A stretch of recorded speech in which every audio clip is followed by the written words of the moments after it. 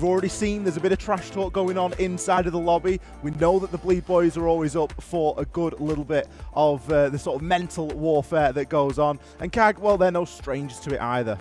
No, I think this is the thing, right? The storyline that we have hitting this ground is Bleed is the current. They're what's hip. They're what's so hot right now, baby. Because the team is playing very, very well. They sort of came together last March, early, before things came. They've only missed one major in that time. In that league, they won every single game that they played, apart from in playoffs. CAG Osaka, Cyclops is their other name that most of you probably know them by, and have known them for years. A roster that were the fan favorites from anywhere. Everybody's second favorite team for a long period of time was Cyclops. They fell out of favor. Now are they back to bite back against the current top dogs? That's why they're one of the most popular teams, is because it is almost, as you say, everybody's second favorite. Regardless of who your first is, a lot of people have got a soft spot for this CAG roster and this CAG team, and hopefully today we are going to see just exactly why. When we look at both sides have seen their fair share of sort of change and new introduction over the last sort of couple of months as well. You know, we can talk about CAG and what they've been able to do inside of the Japan League. And there's some serious players to watch out for here. You've got to keep an eye on players like Chibi, and on the flip side, I just love watching Bleed play. So I feel like we're in for a treat.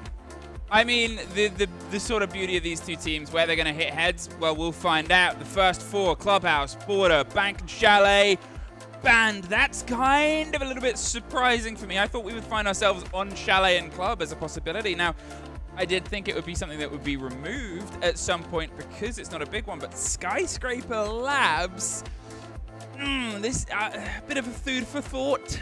I think Labs is a huge pick. Obviously, coming in, you pick Labs if you're confident in it. You pick Labs if you know how to play it. Bleed looking pretty comfortable there on that map. And the decider, if we should require it, would be a Consulate. We've got some fairly tricky maps here. If you look at these maps that we've got available to us, we've got a Sky, a Labs, and a Consulate. These are often maps that sit on the edge of teams' map preference. Yeah. Not everyone's going to be fantastic at Skyscraper and Labs. It's usually pick your poison. Now, Skyscraper I do actually have as Bleed's favorite map, as their sort of preference of how often it gets banned against them, as something that they like to play on, whereas it's a little bit lower in the sort of par for the course of CAG. However, on my sort of note of that, Labs, by the same system, is a CAG favorite. Even though they only have 2 plays, it is so consistently banned against them. Is there going to be something on the other side of this where we suddenly see mistakes made by Bleed for letting it through?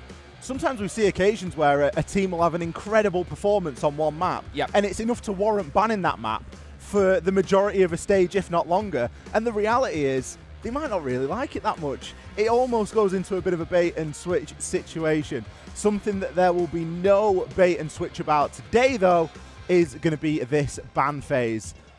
I don't think many people will be surprised. If you played Siege lately, you know how good shields are at the moment in the current meta. I mean, come on. Monty is a little bit ridiculous. Blitz is also a nightmare, so you can't get rid of them both. And they were made better with the impact changes recently. If you missed it, the impact radius, the damage is done. Before, if a Blitz was charging at you, knock a couple of impacts out of them, they're gone. Not a big problem. You had to play it smart. Now you can play it a little bit less smart. Ying is, I believe, statistically the highest banned operator across the recent leagues, across all of the leagues, smooshed together. Azami's still up there, even with the nerfs. She's still some teams' consistent ban. Some teams will just always remove Azami. Solace is the final. That's a sort of Skyscraper game. Azami, Solace there getting removed on the defender side of things. You can ban the Monty, but you can't also ban the Blitz. You've really got to choose which side of the coin you want to fall onto there. And of course, if you know that shields are good and you know that you're going up against a team that has exceptional, potentially some of the best in the world shield players, then you know that you're going to be leaving other things open. What else are you leaving open? Well, you're leaving things like a Dokkaebi. You're leaving things like a Grim. You can't remove everything. The attackers have got so many options here now inside a Siege, and I'm sure that we're going to get to see them utilize those options very well here. CAG going to be starting things off on the attack. Well, let's get into it. We find ourselves leading into the start of the Manchester Major here on the Bravo stream. Now, there is 2 streams. If you missed the whole shebang at the start, well, you're probably well aware if you're on the Bravo stream, let's be honest, if you have been a little bit out of the loop of the changes that you might have seen as a Cyclops viewer and a fan 2-3 years ago back to now, well, the main thing is the core is slightly changed. Shuriep and Sireneko have found their way in towards the roster. Anaton, Black Gray, and Chibisu still knocking around and knocking heads. Suzu C, gone round towards the back of it as well. They're still getting the behind the support staff and the coaching into place. On the other side, Bleed. They're all starting our lead, and as I said, they've had a fantastic era Siege. Bleed are playing lights out at the moment, and there is an argument to say, well, the region that they're in, it maybe isn't the most competitive region. However, you've still got to get in and put those performances in, and it's impressive regardless that they've been able to achieve what they have. As we've already mentioned, this is going to be their 3rd consecutive major attended. They were at Atlanta, they were at SI, and now they are here in Manchester. They beat some good teams at SI, and they're going to be really looking to get themselves out of this phase 1, lock in that phase 2, and it all starts here in the opening map. Quick bit of pressure on towards a wall that's always going to fall. Now you're sort of taking this across the top. They're trying to isolate themselves onto House VIP stairs and see if they can break it. How much is going to be caught here from the full back of Bleed? They're spraying over towards the top of VIP. Mentalist trying everything to offer it, but it's Hoven that cooks the first. Black Gray, there's almost the second. On the swing round, when you have Reaps on your shoulder, you're in a pretty comfortable spot, and he's more than happy to try and lead back in. Will they get him? Tucked behind the simple bar. Turg's drawing as much attention as he can. There's a bit of a rotate from Asby underneath, but there's a pickup on a freebie, and what looks like a little bit of a surprise. Terrible drone in there, in reality, from CAG. They had no idea that Reaps was in behind Minibar, and the fact that he's been allowed to stay there now is even more dangerous. That wall should be getting shredded to his right in an attempt to try and pick him up, but CAG, they're not in a position to do that. They've committed a little bit too deep. They've got Chibisu inside of office there, but is he going to win this engagement? No, goes for the stun at the wrong time. It's going to leave Sir in a lot of hot water here. Still struggling to get himself really heavily established. He's outside on the balcony, and a swing is all it takes. Reaps happy to shut that one down. Barely moved his feet, picked himself up 3 kills. Borderline won the round there for Bleed. False start. That's all you can really say there about that Cyclops round is a false start. No, they had the intel. They had the yellow pings that came through. They lost 1 to the fight. But again, you've got that single wall that isn't reinforced on the other side of him. They might be able to try and return some fire on traces. There's a little bit more of a stretch. Sophia! There's options! There's a lot of options. And it just seemed like they wanted to try and pinch the kill, keep the player there. Great sense for Reaps to sort of tuck his head out and go for the swing and go for the fight when he did. False start. Cyclops. Is that what we're putting it down to? That's what we're putting. Sounds like you're huffing copium already. I am, because they have to, because it wasn't a great round. It was, if a player can get that many kills in that smaller play space without it being the site, it's not a great round. It's a problem. It's a problem. Round number 2 underway now. We are actually going to be going, I say we're going back to that site. We weren't really ever at that site in the first place. That was just where Bleed had chosen to defend, and it's also where CAG had chosen to attack. We are going to be defending this as a site now. Very standard extension there through drum, getting yourself into Geisha, a little bit of pressure there. If we look at the lineup, it is a little bit different. We haven't got the Amari this time. Instead, we've got something that is a little bit blunter. We have the Blitz. Now, you would think, well, there's no way that we should be allowed to see Reaps play in a very similar position, and if it isn't Reaps, we shouldn't see anyone play in that position, because Blitz would be fantastic at removing that. Ooh, well, there's the cover, there's the attempt at something snappy. They said, well, we failed off the site, let's just go right to it. There's 3 players in Geisha, and they've got to get themselves a bit back. Shuriep, he's being a little bit challenged, but Hoven gets 2 before Chibisu slows him down. The body balance goes away from Cyclops. They're now holding on, and this gives Bleed so much time to try and bleed their way back in.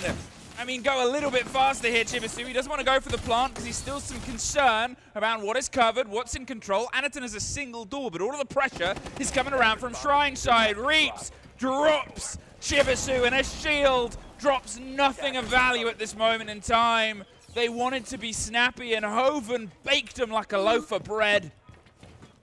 Shuriep, he might have the diffuser, he might have the blitz, but reality is leaving Anaton in a 1 versus 4 here, trying to get this plant down. Anaton's going to miss his shots. Reap, however, is not. Asfi to close things out. CAG, they had a very direct plan. They knew they wanted to deal with the minibar player. They were like, we don't care if there's no one there. We're not going to drone it. We're just going to assume you're going to play minibar. We're going to bring the blitz to deal with it. Well, it's no good if your blitz gets stunned by your Zafir, is it? He's already got FNATs to go through. He's already fighting Fenrir tooth and nail and still doesn't get any value out of it. Dear, oh dear, Bleed reacting fantastically there. It wasn't an overreaction when they realized that the site, or at least close to it, had been flooded. Instead, it was very well measured indeed. We saw Hoven being in a great position to pick himself up too. Multiple kills coming out for a couple of members so far on Bleed. 2 rounds, 2 kills. Both the Chibisu, both on Hoven. Not the best start. You could say? I mean, you did say. You said that just then, believe it or not. I did. It was said. I mean, I don't think it'd be disputed. There's a point, right, where my copium of just a false start becomes just a false map. Bad map. At what point do you hit that? That's that sort of conversation. Now, whoever loses this game falls to the lower bracket. They have an extra life. It's a best of 3. You have an extra life. You don't want to think like that. You don't want to think, you know, who are we going to go up against next? Who's going to win? Who's going to lose? Play the game. Play yourself to the live stages. This is also CAG's map, which would lead me to believe that they believe they can get at least 2 attacks on it. Typically, you would expect 2 attacking rounds on Skyscraper. Skyscraper is it CAG's map? I thought it was Bleed's. At the top it says CAG's map. Bleed picks light up labs. That's crazy. So you would expect them to be able to pick up 2 rounds at the least on the attack. That is the measure of success on this map. Typically, you have to win a couple of attacking rounds. If you can win more, great. At the moment, they are still struggling to penetrate, and, well, losing Black Ray early on is not going to help that either. Losing the Thermite, still got the ace, but obviously a part of your plan is going to be left by the wayside. All right, if you're not up to speed as well with some of the other changes with the meta and how things have come together, the Boss G isn't as, let's put this in a highlight reel clip, as it used to be. If you could be snappy with it, it's a one-hit, one-down. You know, it's a great gun in the right hands. The problem is you cannot take prolonged firefights with it, and for a long time, that was the meta. You think back towards LMGs and how we sort of tipped up to there and fallen down slowly. We've gone back to that snappiness here, but when you're looking at the right hands, I mean, when your team's up and you're dead yet, you're more than happy to pick it. Well, that's it. You don't need to do anything here as the defenders, and that Bleed aren't. They're just sitting in their positions. They know that they've got utility that they can hold on to. We're seeing C4 go out there. It's just going to do further time burning. Skyscraper, fantastic map. You can defend it in a very layered mentality. Take control of drum and wait there. If you're playing someone like a Wamai, you can stay a little bit longer before having to drop back to that main stairs area.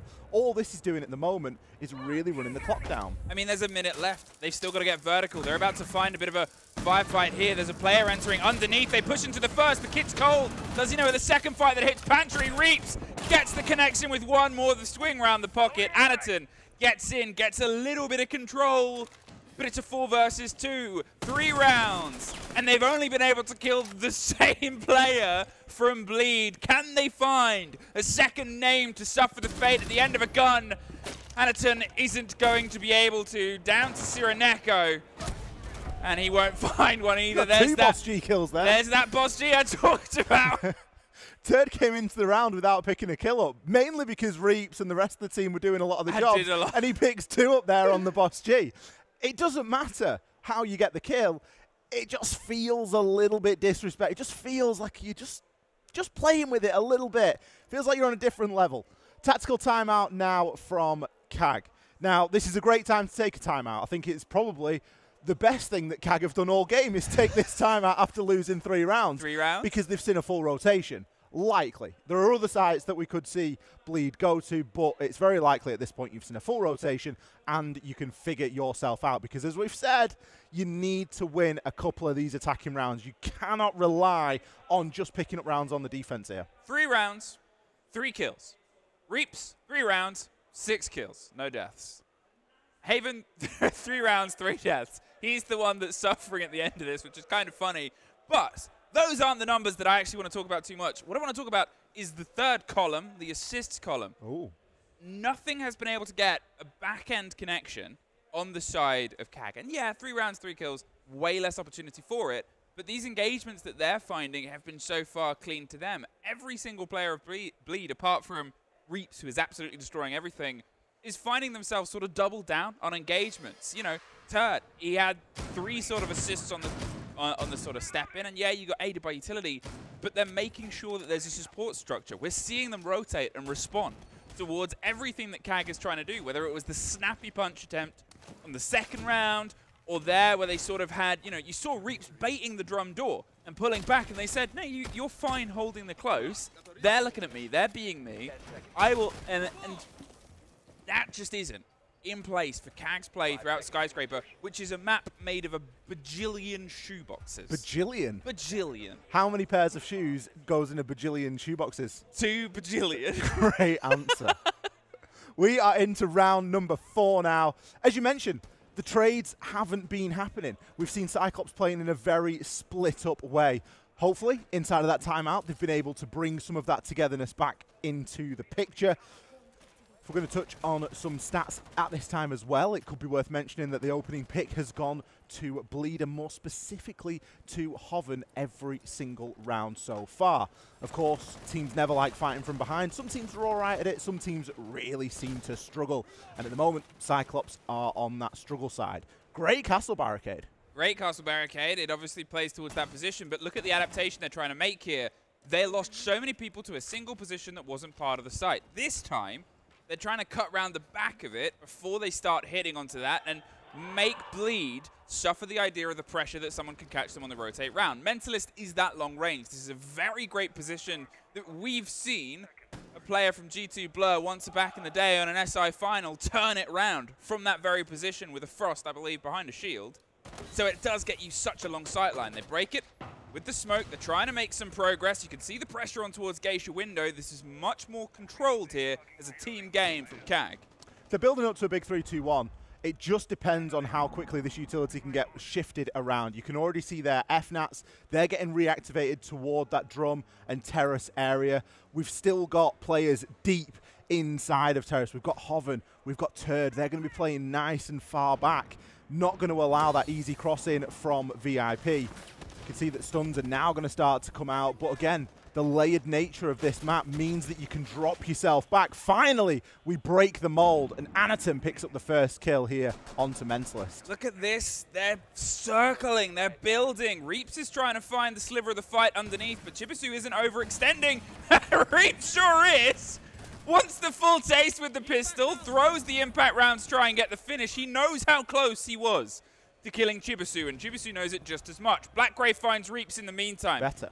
Gets the end, gets the catch, gets the follow-through of someone else's engagement. Asfi, he's forced further and further away from the plant. Hoven gets the cross, and Turd's trying to keep some control. It's Hoven in a 1-versus-1 against the Blitz on the back end of Drum. The Blitz wins it out, leaving just Turd left. 25 seconds, has the ping on probably the most problematic player in the 1-versus-1, but if he can stop the kit going down, that can be the deciding factor here. There's the Blitz.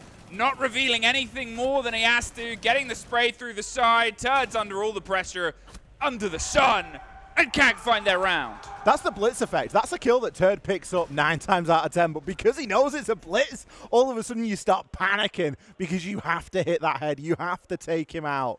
Cyclops, they have turned a timeout into a round. Brilliant. The false start is no more. They picked up that opening kill, and they did a great job of catching those players on the rotation. We saw over-aggression there from Bleed, which is something we haven't seen in the first couple of rounds. Maybe Bleed got a little bit too confident there. Maybe they got a little bit too cocky, thinking that this was, you know, said and done because of the success they'd seen earlier on. CAG are a storied team. These are an experienced bunch of players, and we expect them to have a bit of fight in them. It just so happens that it came at round 4. There's still a chance to salvage this first half for CAG here.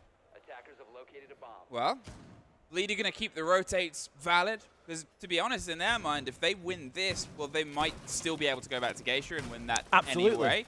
You've still got to play at least one more, and generally, I'm going to say this with a little bit of a touch, because everything changes every single time, people prefer to defend the top floor than Barbecue Kitchen. It's there, but it's not quite there. There's just too many opportunities for a bit of cheese on the barbecue kitchen, I think. Yeah. There's a couple of fast plant opportunities. You've got to split yourself between the floors. You have to play top floor anyway, so if you're going to play top floor anyway, you may as well defend top floor. They cook it up there. They do. Do you want to know why? Tell me. Because it's a barbecue kitchen. It's the place to play. The Blitz.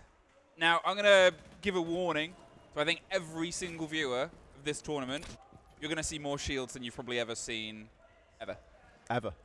At this event, shields with the impact reduction, with the change that came in a little bit before, with the fixing of the feet. I don't think they should have done. Whatever. Shields, you still have to play it with a little bit of intelligence, but you can do so much terrifying and terrorizing work here. Again, slower approach from Cyclops here.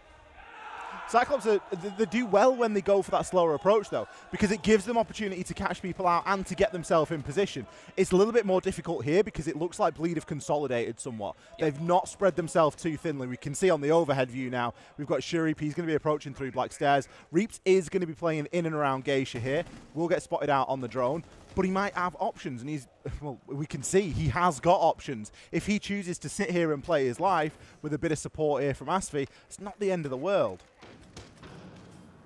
They're trying to get themselves the early warning system. But as this gets blown away, the reason Mentalist does that is because if he did it before, it would have blown that wall as well. The exothermic finds its way and leaks onto the breach, so they can play the extension, but then they can also ensure that that wall stays solid. It's brilliant as well, and you can see that was very purposeful. It was the last reinforcement used. Nice little pocket job, and all of a sudden, you've layered yourself off again. Now there's single doorways and windows that have to be pushed through. Chibi, he's going to be going for one of these challenges now. He doesn't have a clue what's going on, and he still doesn't know about Mentalist. This should be an absolute freebie here. He maybe just has to bide his time. The rest of CAG are falling around him as Reaps and Asvi pick up one apiece. And only if it could get any better, Emmy, that's the case. Again, beautifully attentive, beautifully drawn in from Bleed there. They said, they're chasing me, stay where you are. Mentalist was asking for the angle to be built up from Pantry on the door, but he didn't even need it in the end. We actually saw the kit had been dropped in an engagement across the side of the shoulder. A flawless response from Bleed to the only flaw in their round count so far from the round before. I think Bleed are going to feel pretty good about that. It shows that they can play at different levels. They can play confidently, they can play cocky, and maybe get into CAG's face a little bit too much. They can also drag it right back and say, look, you want Geisha? Take it. You're going to have to use an exothermic on the wall. You're going to have to invest a little bit of time and utility in getting that done. But ultimately, we are more than happy for you to take that, and we are just going to rat ourselves out inside a drum, because that's what Mentalist did there. But there's nothing wrong with it. 4-1.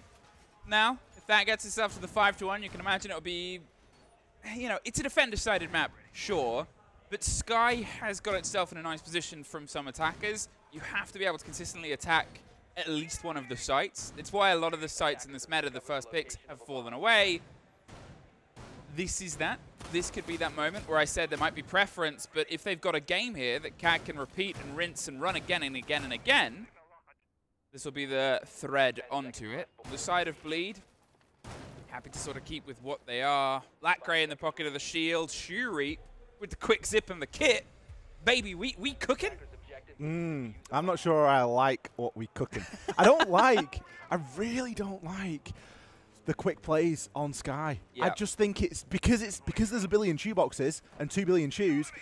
It can be so difficult to know just exactly what's going on. I like the rounds that CAG have done where they've taken a bit more time to hit that setup and then pinched and pushed these defenders to catch them out on the rotate. The Amaru pick, it does scare me. It's going to be hitting karaoke window by the looks of the current setup. It has to be. There it is. There's nowhere else you can go. They're going to try and send it in. Now, if a Ying's on the board, usually you'll try and offer some of the support here. They're in. Are they going to be out? No! But they don't get the kill. They got to reload. It swung around and shotguns locked and loaded at 4 versus 2. They tried to billow and blow and bluster their way in, but unfortunately, blunder is the only solution here. Sireneko, all that's left, a buck underneath, but Buddy Boy, what's bad? You feel sorry for Sereneko there because he's just blinked. He's got him. He's like, right, guys, I'm ready to do my job. Oh, everyone else has died. Oh, great. Oh, I mean, if the kill on Geisha had happened. I mean, that was rough. I don't like blaming anyone, but sure, that was shocking. No. Like, that was really bad. First game nerves, maybe it's a kill you would usually get. I think Bleed got a little bit lucky there because had they lost that player, it would have, you know, it would have caused a little bit of a problem there. You would have lost Reaps, and Reaps swung around and picked himself up a couple of kills off the back of it. Surely only a matter of time for our poor old Buck here. Even with the skeleton key, he is no match for the super shorty at close range. That secures a very nice split here for Bleed. 5-1. They're really sort of steaming along now. They've got themselves in a very good spin. Can you see? Do you know what that is?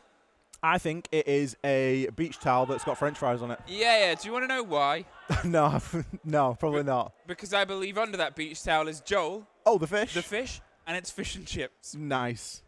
Usually, maybe we should ask him if he could put Joel on top of the beach towel. Usually you do have the fish You don't on bury top your fish with your chips. So, some salt and vinegar? Yeah. Yeah. I don't think he'd take kindly to you just pouring salt and vinegar all over his nice new beach towel. Batter.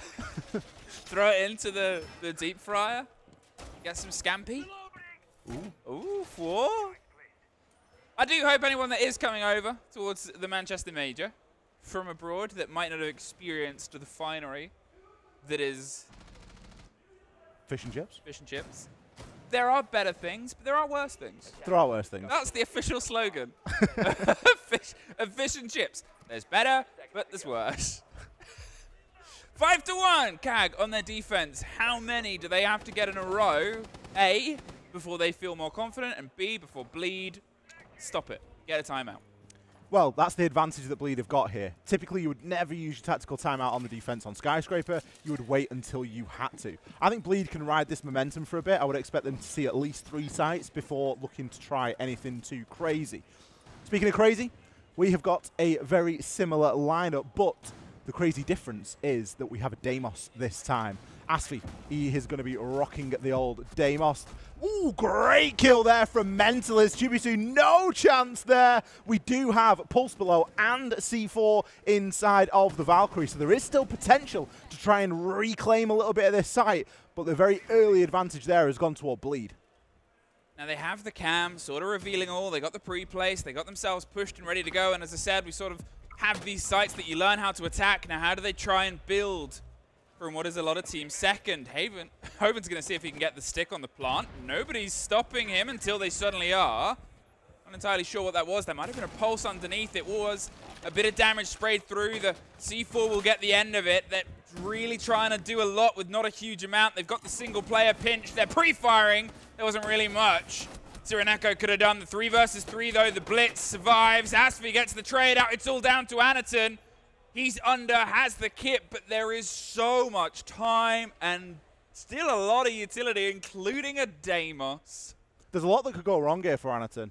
If this was a lot later on into the round, you'd be feeling much more comfortable. He hasn't got a C4. There's a couple of boosts left on the Finker, so health isn't going to be too much of a problem. Oh, no. And then the small fact is you've got a Deimos who's going to send a little drone to fly around your head and give your location away. Sure, you're then going to know, as Anaton, where the Deimos is, but that isn't the point. The Blitz is going to do a great job of collecting that shield. Deimos can just try and poke and prod at Anaton and distract while the plant goes down. Great swing from Anaton to take Asfi down, and he's now going to make that rotation up. Picks himself the kill, but it's not enough. Woo!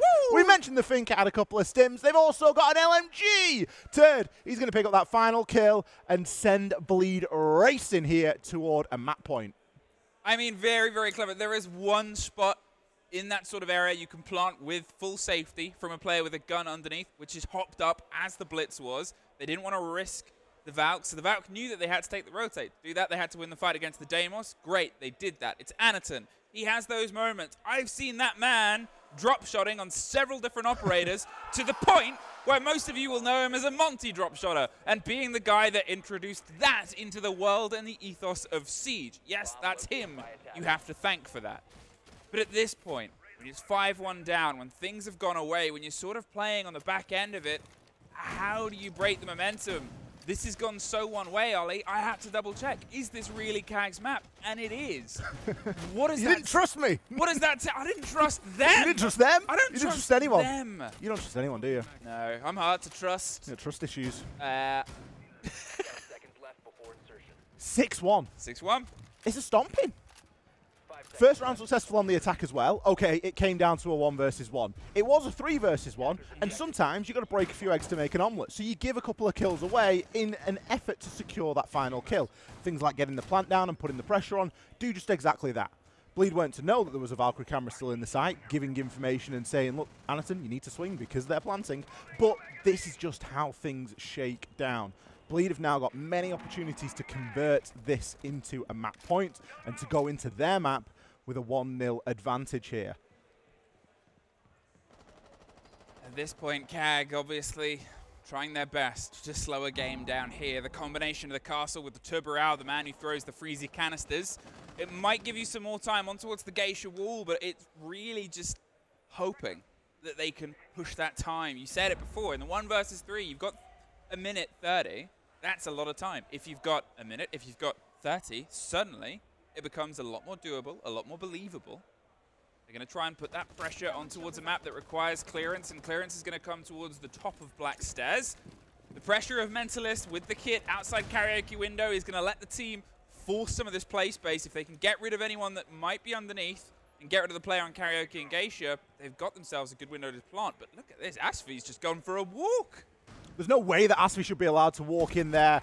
He gets himself into T, but immediately gets taken down. 3 kills come in there for Cyclops, and, well, it isn't a great time. Mentalist still out there on that karaoke rappel. He does have Hoven, but it's just your 2 hard breachers. You've lost a lot of that pushing power. You've lost your Ash, you've lost your Ossa, and you've lost the Flores. CAG now just need to relax. It's a solid response. It's a solid sort of locking it down, as I said. Asfi getting in that weird position is maybe the only breakaway, but, you know, Mentalist hasn't moved since the start of this. He's been stuck outside. Hoven gets one. A 2 versus 3 with Mentalist taking a lot of damage. Not sure if that was in the same engagement or not, but still, they can try and formulate a little pocket. A minute, well, it's slightly less than a minute 30, but is it enough to try and pull this together? It's still doable here. It just depends on how disciplined CAG are going to be. We can see him throwing out Toxic Babe canisters. They're trying to slow this down. Chibisu still got 2 left, 45 seconds. He can choke out the majority of the round. We do have some Vulcan canisters down there as well. So if Hoven is thinking about a bit of a drop, it probably isn't going to end too well here. He's desperately searching and seeing if he can find anything on this vert. But with so limited vert being made, it is a bit difficult. He can't just rip open the floor like he'd be able to if there were some other operators still available. Black Ray, he's happy to collect, although Mentalist hits him with a great wallbang, levels it up, 2 versus 2. Now there's 10 seconds left. The pressure is seriously on. Saronic, he picks up Mentalist and relieves a little bit of that pressure here for CAG. Chibusi closes things out. A round that was very back and forth there, and for a time, it looked like Bleed might have had a chance to sneak it through, but we got the expected result. I mean, look at sigh of relief for them, but, you know, if that round went away from them, right, if you've got a little checklist, and this is your things I wanted to do today checklist, things that, if things are going well today, this is my checklist of things that have gone well. Losing your map, that's not on there. It's not on the list. Cross that off. That one's bad. Losing it quite heavily, yeah, that's pretty bad. We don't want that one.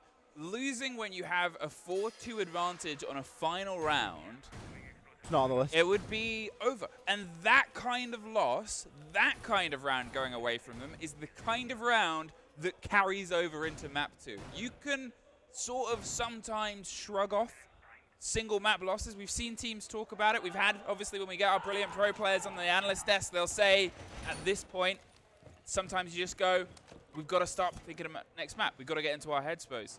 Those rounds carry. They get a lot of weight behind them.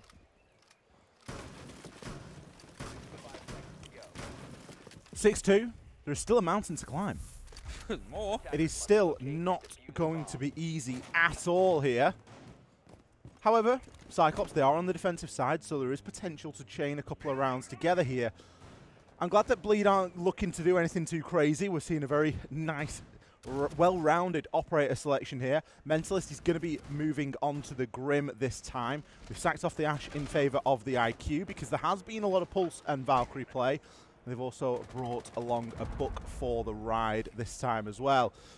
They are still going to have to deal with the small matter that is the Tubarão, who does have those extremely cold canisters. They're very chilly. Now you think about what the Tubarão's doing in this sort of rotor and what he's replacing at this point. He's buying them time. There's not really a gadget to remove anything on the other side, so he's just extending the life of Geisha for about 45 seconds, but he's not trying to remove the hard breach. There's nothing that'll get those zaps. They need to either play this as a waiting game, which looks like it's just paid off. We had some of the breach go together, but now can the pressure be put on towards Anatom without throwing any more utility? Reaps gets in, tucks around the restaurant area, hoping somebody drifts a bit further by, but nothing's going to be done there until, yeah, perfectly cut towards the top black. Pressure comes around. The Ossa might want to force their way in here. Well, if there's someone that needs to do a little bit of forcing, Ossa is a good option. Not opting for the Blitz, instead looking for that movable utility as, you know, sort of set and forget and really sort of chain yourself together there. Still, there's a lot of time being taken here by Bleed, and they are being very delicate here. Asfi just misses out. You don't really want to take that challenge with the shotgun, and he knows there's a chance that someone is behind the deployable as well. That will get removed, but where is the push coming up these black stairs? If Asfi stays here, he's going to be smoked. He gets jumped out on there by Saroni because he picks himself up a double.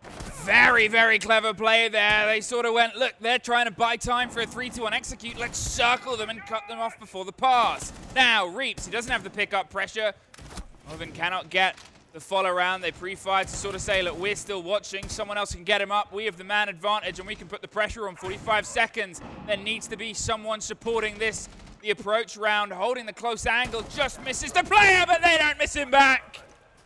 2 versus 5, and another round taken away here. There's a skeleton key opening a man, but with 25 seconds and only scratch damage to 2 of the other players, probably not going to be able to build their way through here.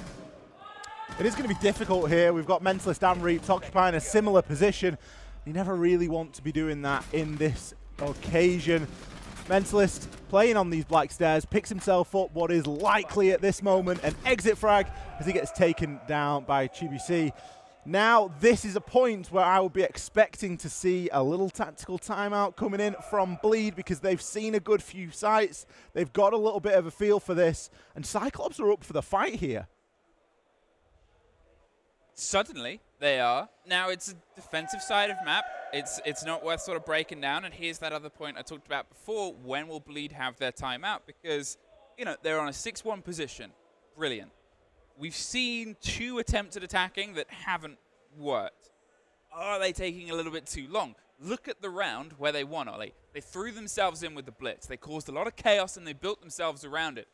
The past 2 rounds has been, all right, you get here, you get here. It's takes that do work on Skyscraper, but seemingly Cyclops Osaka have the game on that. They are shutting those down. They're doing the jump outs. They're putting the pressure on. They're leaning back in towards that, let's knock your setup down. I think this timeout is the conversation of Bleed saying, we need to hit them with some chaos and some pace here. I just like a bit more confidence, I think. I just like a little bit more conviction in what they're doing. They're holding these positions. We saw quite heavily there, playing in and around the sort of black balcony, the top of black stairs. That was a position that was being occupied by 2 people. There was no one pushing in from lower black stairs. There was no one on the karaoke window. There was no one threatening Geisha. Where was that, you know, team effort? Where was that 3-2-1 that was trying to be established? It just looked like Bleed were maybe giving CAG a little bit too much respect there, which isn't something that we will say often about this Bleed side, because they are more than happy to just go in there and take whatever they want. However, we are back into the game now. The timeout is over. Still with a very comfortable lead here. Bleed have another opportunity. What will we get? What will we see? To the surprise of probably a lot of people, bathroom, bedroom. One of the statistically least picked sites on any of our comp maps. I think it was, last I checked, the 2nd least picked, maybe 3rd. I believe stage was the least seen. Clubhouse?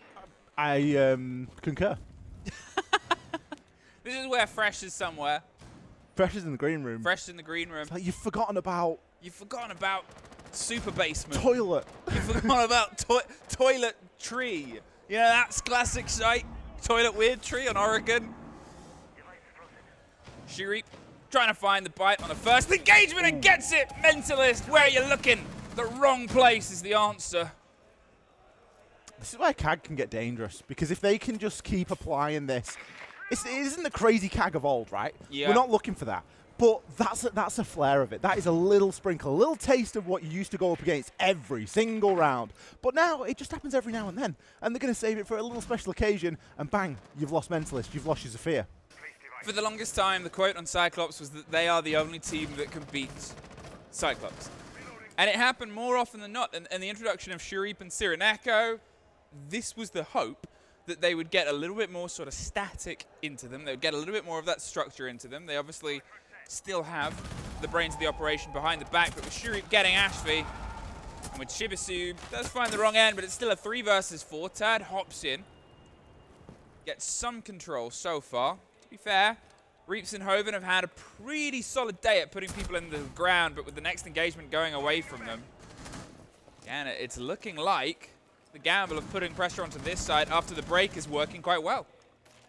Reaps has a chance here to pick himself one up. He's got the yellow ping information, but he has to cross, and he's crossing very slowly. Grabs one onto Anaton and somehow keeps himself alive. Picks up the second, making it 3 on the round. This has entirely flipped things on its head. He now gets the track on the Legion. He understands that he's below, but we did see a silhouette there flanking up those main stairs. I do wonder what the flank protection is going to be looking like here. Reaps, he doesn't care about the flank protection. He is not going to stop Shurip. You are the last remaining player here for CAG, and the last hope if they wish to continue here on Skyscraper. Hoven gathering a little bit of information on the drone there. Reaps, don't forget, on for the ace right now. There's 35 seconds. He's still got quite a bit to do.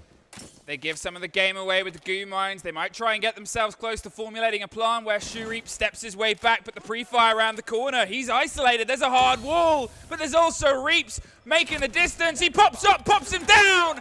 A 1 versus 1 to keep themselves fighting on their map with only 15 seconds. He's got to get himself around. He's got a goo mine in his foot. He's got to pull out. Truly tying with nothing. Shurip holds on. And he gets the back end, but let's be honest, let's be real. That was a round that really should have been going their favor before Reaps started to turn things around. It's a round that Cyclops should win, right? However, Reaps is a thing and a fantastically talented player, and he picks himself up 4 kills. And all of a sudden, Cyclops are like, guys, we're throwing this. This was meant to be ours. This was it. We'd done the hard work. We just needed to get a few trades. And you start to panic. Now, all of a sudden, that huge momentum boost there for the side of CAG, that's a huge mental win for everybody on the roster. 4-6. Doesn't really look that bad in the grand scheme of things. No. Couple of rounds, you know. And I said, and I will always say this when I commentate a Skyscraper, Skyscraper comes down to a couple of rounds on the attack. Yep. And there was only one that was able to be won by Cyclops. And there's only one so far that's been won by Bleed, so and it was the first one. Someone's got to win too. It feels really far away at this point, and that's that other sort of statement about this game, is the further and further CAG go, isn't just the more momentum they build, but the longer the distance has been since Bleed has last won anything. I said it before, the situations that go away from you, they're just as bad either way. And yeah, Reaps, the Grim Reapser himself, almost got an ace to pull that round back in. But unfortunately, you couldn't get the last kill. Even then, that'll frustrate him, because it was a 2 versus 1. They were going for the plant. They smoked the cover.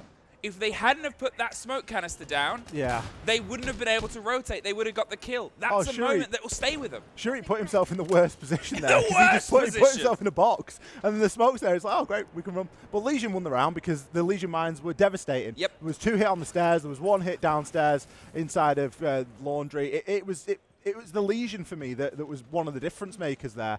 And it's something that goes overlooked a lot of the time. But those goo mines, they're really, really tough these days. So you've got to be pretty cautious about it. Bleed, let's see how that has affected them going into this. Obviously, Reap's getting 4 kills is never a bad thing, whether you win the round or not, because he's going to be amped up for it. The little Maverick makes things dangerous to play on the back end, clearing the utility from underneath. The IQ might have a fight coming around into the shoulder or a bedroom, but otherwise, when you've still got the Deimos to offer you some support, they could also go for a hunt at this point. Try and get a clean opening engagement. It felt like a million years ago I was saying that they were entirely in charge of that game, and obviously since then, we've had CAG pull themselves back. There is the call towards the Pulse, the expected player underneath, the man of the previous moment, Sharip, and, well, a lot of this is soft, so he's going to find himself locked towards the hard, and Ashby cannot get the fight clean. The great thing about the Deimos is that pistol absolutely shreds, so you are able to get a few wallbangs going, but on a map like Sky, it can be a bit difficult, and really doesn't matter too much if you're just going to lose straight up engagements anyway. Sharip rocking the Pulse there is going to be picking himself up a kill. Anaton 1 to boot. This could be a flawless quite easily. Where has this been? Where have they come from? And where are they going to a flawless round? A storybook, written and driven on the idea of, hello Cyclops, thanks for showing up. Whether it's the momentum of Sharip, the man you see screaming and crying for the energy of the team of the clutch before or not, it is something the team is banding behind, because this energy, that gun skill, that pace and connection towards Bleed's game, this is why they are here. Doesn't matter how you start the game. I always get a little bit wrapped up in how the game starts. I'm like, wow, Bleed are playing really well here. Whoa. Whoa, like, I'm watching out for this team, you know? And then as the game goes on, and you do it so many times, and you're just like, yeah, Cyclops, like, they're an experienced side. They have got fight in them. It might not be on the attack. That might not be where they shine, but if they can come away and win this round, it takes them to an OT, and all of a sudden, it's on a coin toss. It is anybody's, and things often change inside of an overtime. So we have gone from a 6-1 game right the way up to a 6-5 barn burner here. Still on a match point for Bleed, but now with a chance to go into an overtime if CAG are successful here. And let's be honest, they have been successful a lot on the defense so far, and they certainly have that all-important momentum behind them, with the fact that they have just won the previous 4 rounds in a row. Now the fun thing, obviously, is if you're looking towards Sharip, you're looking towards Cyrenaica, and you're wondering where they sort of come from. 2 teams that have actually been at majors before. It's not their first sort of rodeo. It's one from Crest Gaming, I think Cyrenaica was from, and Sharip was from North Eption. A roster that was able to, well, not do huge things at the previous majors. However, if this is the time, if this is the place, well, that's not quite the engagement Sharip wants. Going to pull himself back and survive a little bit longer.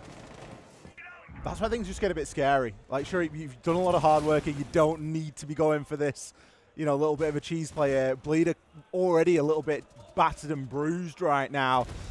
Fortunately for him, he gets himself away nice and safely, but it does leave this east side free to be taken, and Hoven isn't going to waste any time getting himself in there behind Mini. We do see Cyrenaica, he's got the ability, of course, to deploy those Zoto canisters and freeze out that wall, but a great pick there onto Asvi. Someone that really has been pretty quiet since getting onto this attacking side. And speaking of quiet, Mentalist, he's really been down there, often finding himself one of the first people picked off, and that's not ideal. But the biggest thing is we're not getting any value out of that utility. Grim is huge at the moment. Those Bs are fantastic. And to lose that, well, who knows? Sharip picks himself up yet another, and we've still got Bleed players out on the rappel. They can't even get onto the balconies, Emmy. I mean, all right. I said, where have they been? And they've made sure that the statement isn't just said the round before, but underlined. Fantastic bit of siege there. The confidence, the bravado, the bold, and the screaming at their opponents. Now, it's obviously something that you don't get the truest taste of seeing. We're all technically in the same big airport hangar right now that's converted into a studio. The casters are on one end, and all 4 teams, they can't obviously see their opponents directly. They're around the same place. They'll be hearing shouting because we can hear the shouting on the other side of the airport hangar. Well, Can they hear the shouting? Because they've got the noise-cancelling headphones on. I think they're very loud. Well, I know that they're very loud because we can hear them from here. All right, maybe they can't. Maybe they can. Maybe they'll just get a little bit like a. Yeah.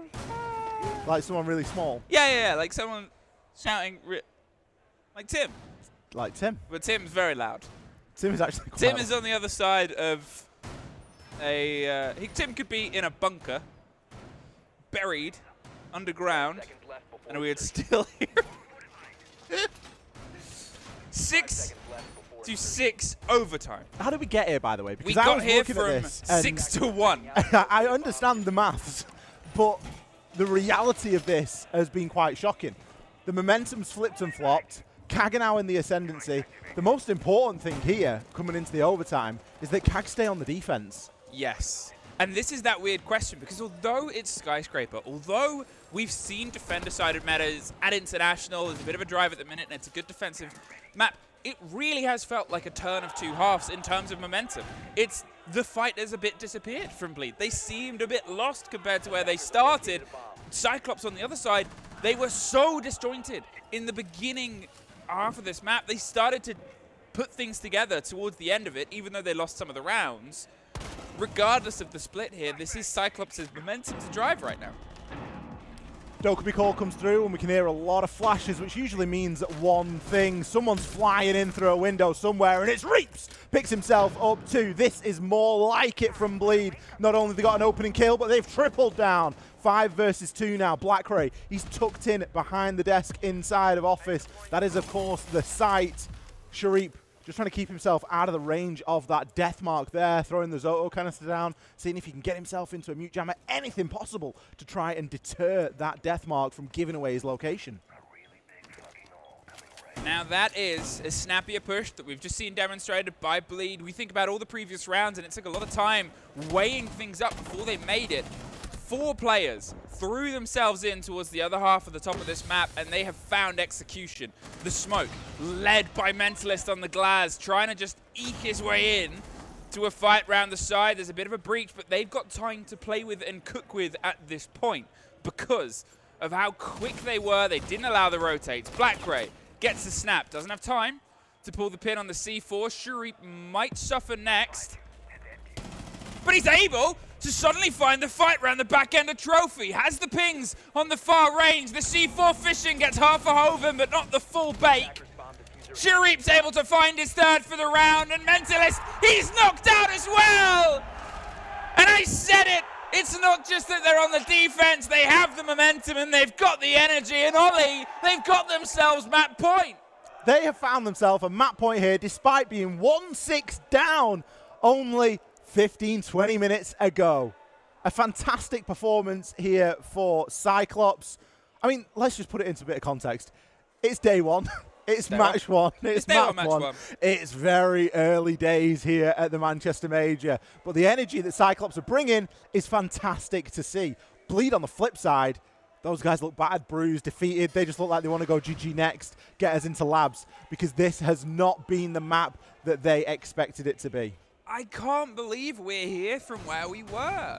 And there's a part of me that's always sort of like, I want to see if it is true to the prediction. If this is a different CAG that we haven't seen on attack, is purely because of the momentum shift in the game, not just the attacker and the sort of defender-sided buff.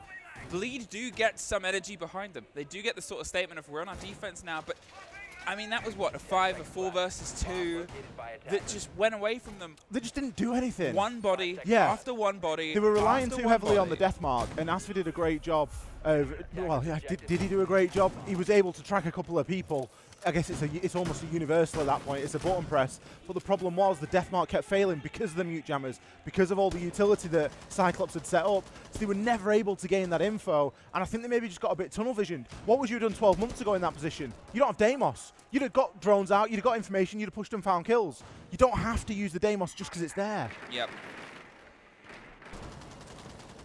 Cyclops, 1 round separates them from cementing their map on the back of somewhere where they really weren't going to have it handled. Labs is looking actually maybe competitive at this point, because otherwise it might have been a bit of a sort of pushover.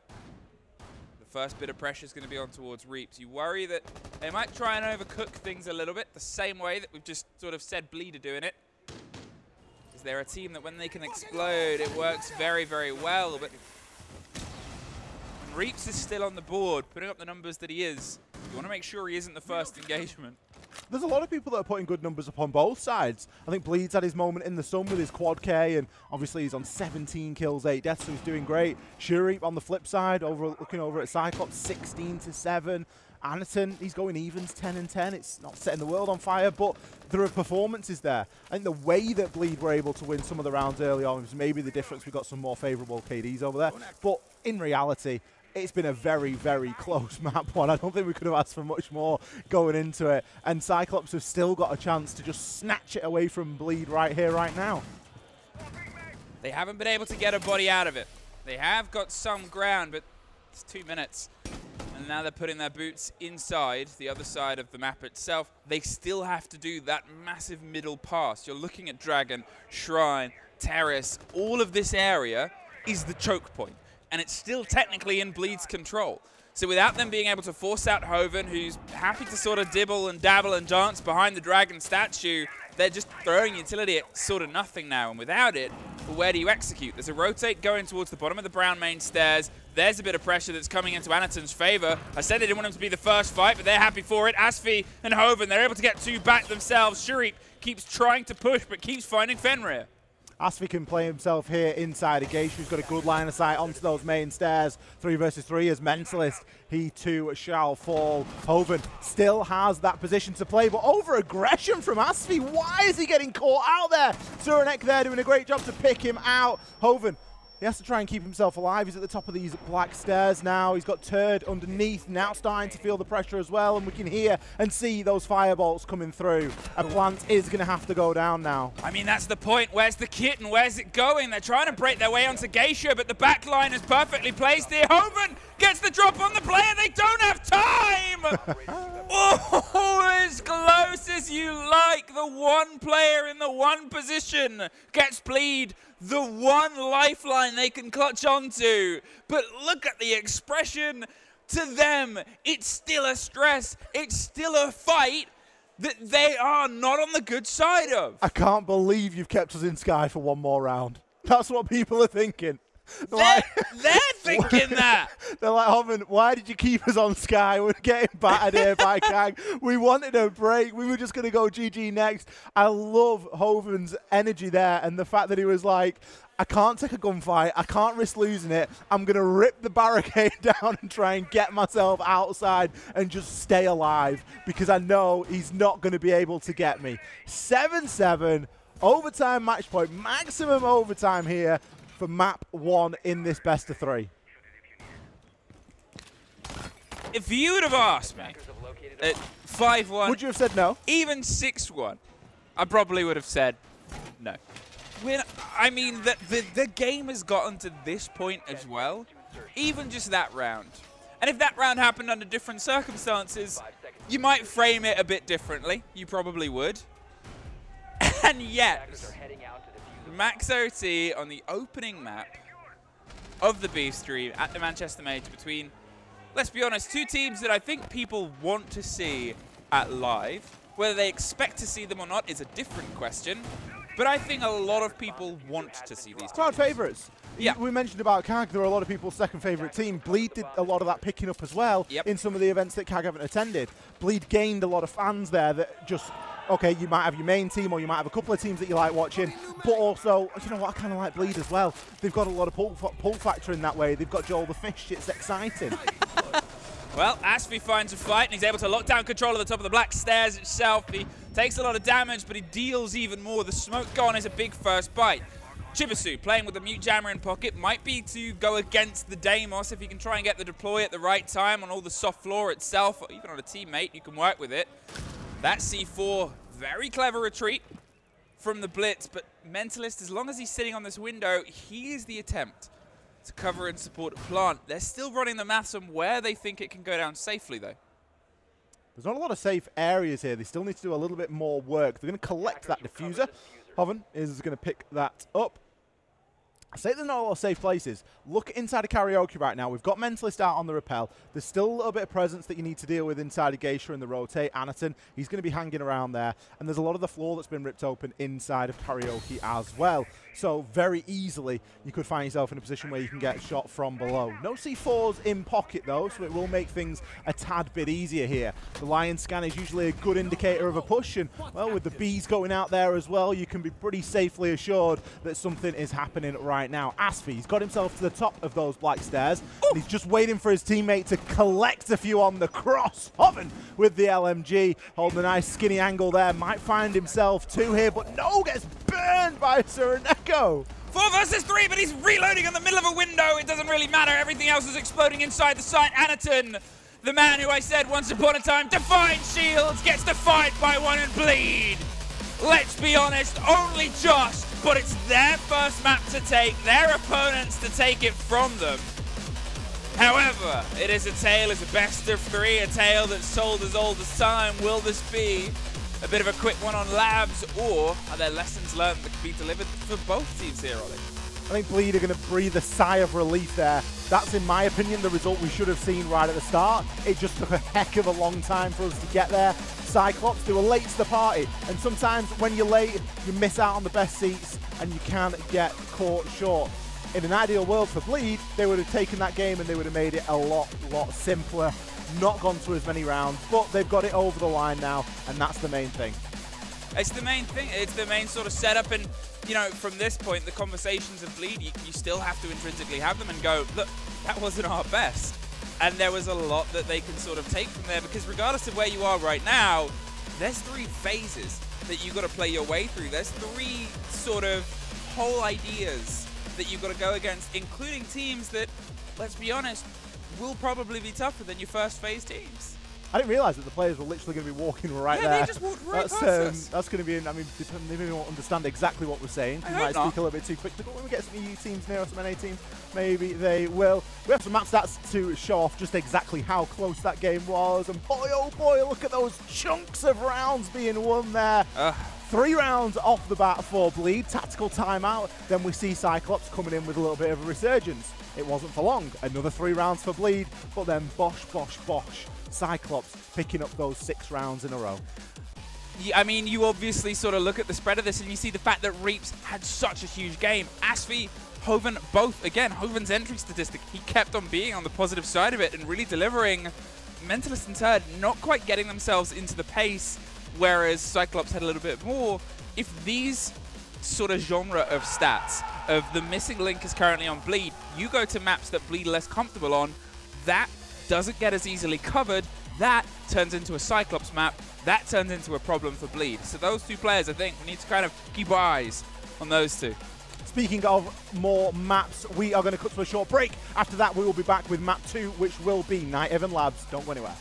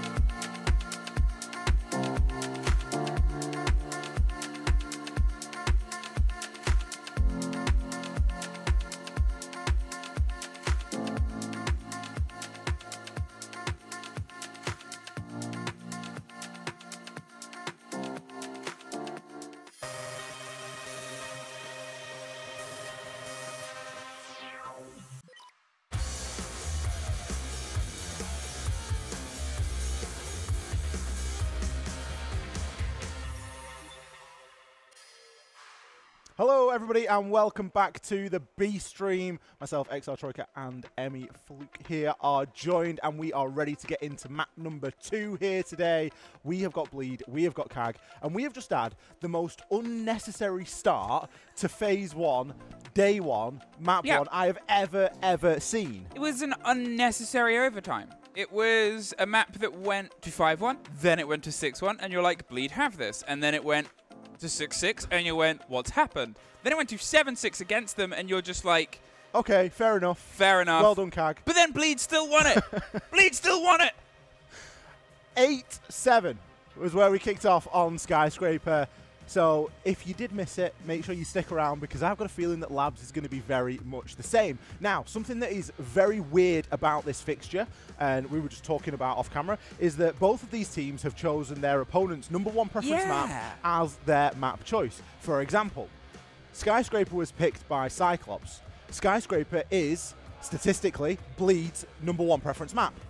It's weird. So if you're wondering how we do the numbers on this, it's actually helped by Mr. Derry Doesn't You Halt, who I know. Well, he's very good at computers and tippy typing because he spends all of his time in his room. So he gave us, never touches grass, doesn't even know what it is. He gave us the maths and the formula to work out. It's not just based on how they pick it and how they win it, but also how many times it's banned against them. Yes. And Labs banned against CAG pretty much every single time. They've played it twice and won one of them.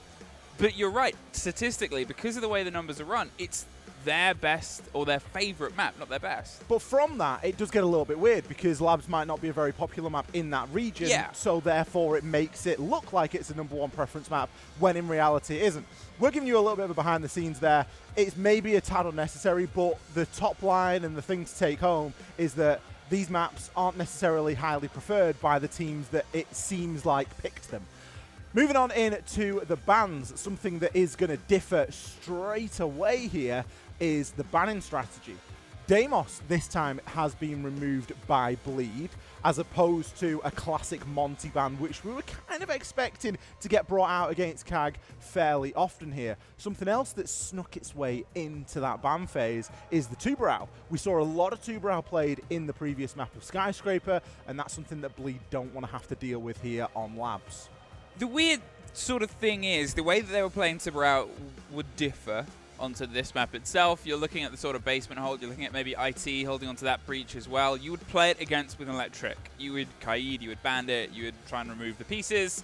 You don't really do that on Skyscraper, but either way, you're entirely right. It's responsive. The Deimos especially, it was frustrating for them. It's frustrating for anyone that likes to try and get themselves sort of loosey-goosey around the exploring side of the map itself. I usually save that for when I play Malusi. The loosey-goosey Malusi. Lucy. We call it Lucy. Lucy Malusi. Is this a Tim thing? No, no. All right. More of a fresh thing. More of a fresh thing. Because to flanker is a Tim thing. Where he plays the Tachanka on the flank. I listened to that at a time when I just couldn't be bothered. And it was one of those things where I just don't need to hear that. It looks like we've got a slight pause before getting ourselves into the game. That's fine. That's the time to try and work out any more that we might have. We might have missed one, mightn't we? I'm trying to think of, like, things you do in Siege. Okay. And how close it is. I'm sure Twitch chat is probably popping off with loads right now. I can't think of any that are stream appropriate. That's the problem. Well, good. I'm glad that you've at least got the line there. Does anyone? No, no one. No, I will think about it. We'll cook. You'll come up with one. I'll cook. It'll be at the most random time, but you will come up with one. I'll message up. Oh, look, we can see Joel's head now. Joel's peeking out. He's peeking out from his chip blanket. To be honest, I would have hid from the performance of the previous map as well. Maybe that's what's missing. Maybe if they win the whole best of 3, they bring him out and put him on top. You get full Joel. You get the full, but we can only see his head now because they've only won one map. One map, one piece of Joel. The head of the tail. It's like a mermaid, but it's just a full fish. What kind of fish is it? It's got whiskers. It's a catfish, isn't it? Catfish. It looks like a catfish. You look like a man that would know a lot more about fish than I look like a person who knows about fish. I mean, I'm looking at it upside down, probably the wrong way around. Yeah. And it's a teddy bear at the end of the day. It's not. What? I don't want to break it to you. What? It's not. If that was actually a fish, it'd probably stink by now. It would, and because it has spent a lot of time in suitcases, traveling all over the world. It's probably got quite hot. That is like Julio, like, because he's the one I think who had to fly with it in his case, and he said it took up most of the room, at least the first Joel appearance. And I like the idea of it being like every time he's like, oh, I got to put the fish in my case. You're literally drawing straws to see who's going to bring Joel. Yep. If you're going to pick a mascot, pick something nice and small. In SI, they had Joe, I think it was called, which is the mannequin.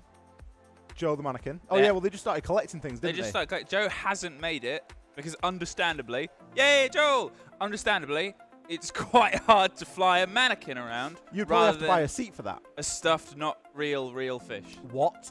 This is the thing now. Yeah. What can we get to give to Bleed as a memorabilia token? Because they collect the mascots. They collect the mascots from the UK. Well, I know some behind the scenes that French fry, fish and chips blanket was bought by Fresh. Yeah, but it's a French fry blanket. It is a French fry. That's not something... Those aren't chip shop chips. No, they're not. They're not thick cut.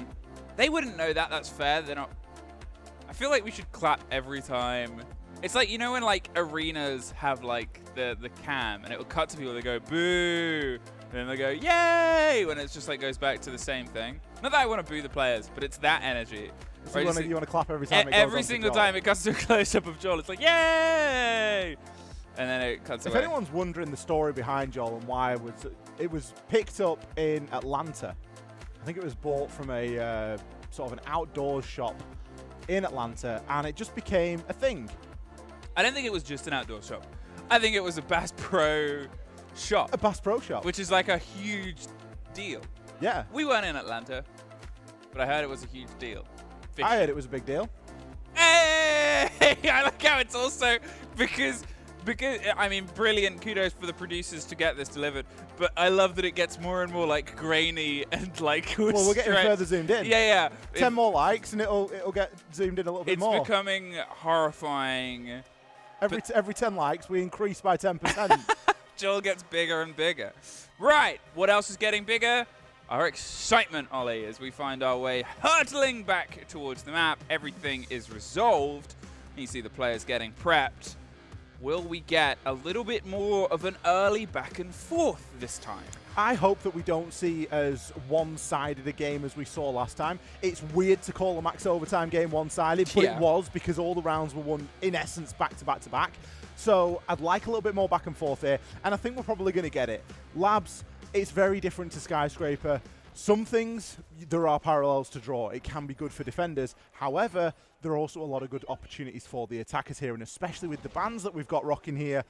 One thing that I always like to touch on when we talk about bans is what did we do before this operator? So if we look at the operators that are up on the screen there, we've got Deimos, who is brand new. Okay, he isn't brand new, but he is the latest operator in the game. He's new. Then you've got Tubrow. Another newbie, another one that hasn't been around for a long time. So 50% of your ban already there is operators that were used to playing this game for longer without. So it does open up more options both sides here. You're going to see the Azami, you're going to see the Fen. The Solace is even available here. So the defenders, they've got the run of their teeth. And you look over to the attack, they've got it as well. You've got things like a Ram, you've got an option of things like a Grim, and you've got the full wealth of shields. Well, I'll start building about this round, but remind me to ask you what the hell the run of their teeth means in a little bit longer. The breach on the main wall is getting popped open. We said the Tubarão would be the slowdown, but there's the rundown. Not sure entirely where they were trying to get themselves to, but Anaton getting himself out of the blue door, swinging his way all the way from top to bottom, rocks them. They were focused on cargo, was what they wanted to try and eye them up to. And now, this is where that player, the Deimos ban, comes into a bit of pressure here, because you've got to try and hunt down this player, right? You've got some chance, but a lot of this is just going to come from drones. The gridlock can secure you some safety, but you're now at the body disadvantage. You've lost the Ram for any of that soft destruction, which is pretty required for the original approach you wanted to make here. They're in such a limited position. All of that hold above the double wall is going to remain problematic. It is. The Ram is a really big part of that. You can look to other things, right? We've got a shotgun potentially on the gridlock. We had breaching charges on the Ace. But it is no substitute when you bring the Ram and you want to throw the boogies in, because you don't bring a book. because you think, well, the Ram is going to do a lot of that hard work. So you're right, this push is going to be very difficult indeed. Quick little trade back and forth there. GBC is able to get a little bit of work done, but Asfi, he was just crouch walking towards Serenity there, and he's got away with that. He's navigated the vert. Sure, he's on 1 HP, but he's also picked himself up a kill. Third is a fight that's happening towards the side of Cargo Stairs. He doesn't quite want to give the engagement yet, but Anaton also isn't really thirsting for it. Remember where the site is and where they've got to try and get themselves in. They've secured some vertical. However, at some point, that needs to be pulled away with some of your bodies. You'll leave one player, maybe two, but probably only one up there for the final countdown and the push, so you can still have the plant to go, the cover from the breach itself. At that point is when Anaton can strike and find himself in a much better engagement, because if he wins that out, the vertical is his. This is where that motion comes from. Anaton, see, he's looking for this single engagement. He takes this and wins it. He probably wins the round. The cover comes across. The grenade will force a player off of that door. No cook time on that anymore. It's pushed back. Anaton, in fact, doesn't want to risk the fight. They've pulled themselves in. Reaps with a scrappy engagement. Doesn't go his way. The cover crosses there. 25 seconds. Only Asfi left above. Great kill there from Anaton on the drive-by. Asfi, we knew that this round was going to be very difficult. I won't call it chalk, but it's going to be very difficult as soon as you lose that Ram.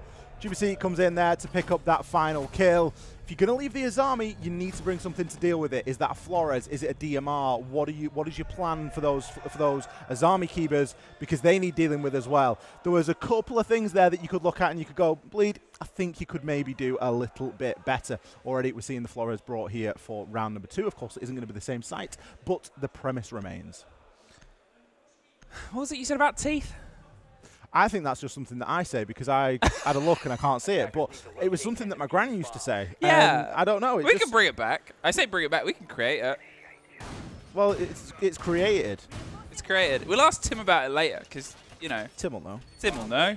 And if he doesn't, then I'm going crazy. Then you invented something. No, you're just creative. That's it. That's what a teacher would say.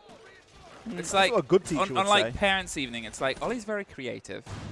Oh, yes. What does that mean? He keeps drawing on the walls. Oh, yeah, okay. But it's very artistic. It's very beautiful. He was talking about his... but he needs to stop doing it. He was talking about his grand's teeth. 10 seconds. But he needs to stop. But he needs to stop doing it because this is maths class and he's 17 years old. 5 seconds to insertion. We're in 6th form. First round. Cyclopses to take. Now, the Clash, the first time we're seeing her played, doesn't quite have the same sort of success story that the other Shields have been looking at recently, but it's a different angle, it's a different idea, and she's still quite problematic for anyone that's not ready to face it against her. You've got some EMPs, and Zafir obviously is the perfect sort of counter towards that Clash engagement. It's just where the Mentalist can find it first. The Clash can be a nightmare. Yep. There is ways of dealing with it. You've mentioned there the AMPs, you've got the Zafir, but typically a lot of your utility on the attack is already spoken for, and you don't really want to be having to throw it at a Clash. So a Crossfire is usually a good way to start, and you can try and build and work something in from there.